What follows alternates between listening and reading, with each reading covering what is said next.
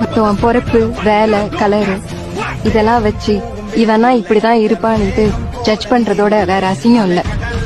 மத்தவன் என்னடா சொல்றது, நீ யாருன்னு நீ சொல்லு. உன்னை எதிர்த்து நிக்கிறவ கூட தவிர்க்க முடியாத உயரத்துக்கு போ. அங்க உட்கார்ந்து இந்த உலகத்துக்கே சொல்லு, இதான்டா என் லேபிள்.